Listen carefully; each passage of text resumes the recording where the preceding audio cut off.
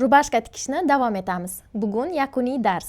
Bu darsda rubashkani oxirgi ishlovlarini ko'rib chiqamiz. Pastini 0,1 bukamiz. O'tgan videolarda ko'rsatilgan maskovskiy chokda qilamiz.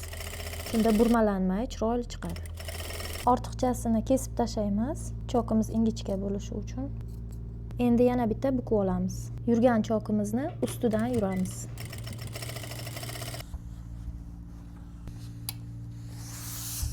Ayollar kiyimida petля o'ng tomonda bo'ladi, erkaklar kiyimida chap tomonda bo'ladi. Hozir bu ayollarning kiyimi bo'lgani uchun o'ng tomonga petля ochamiz. Petlyamizni kengligi 1,5 sm qilamiz, chunki tugmachamiz kichkina, mana bunaqa tugmacha bo'ladi. Shunga moslab petля ochiladi. Petlyamiz stoykani mana chokidan 4 sm pastga tushamiz. Plankani o'rtasidan bo'lish kerak. Plankamiz mana 2,5 bo'lsa, petlyani uzunligi 1,5 sm. Bu dazmolda o'chadigan ruchka, oddiy ruchka emas.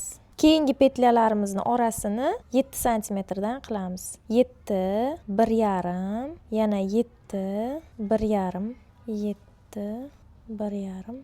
Pastidan 20-25 sm gacha ochiqlik qolgunicha tushiramiz pastga. Mana petladan keyin mana bizada 21 sm qoldi. 25 sm gacha mumkin. 4, 5, 6 ta bo'ldi. Manjetlariga bitta-bittadan ochamiz petla. Endi petla ochamiz.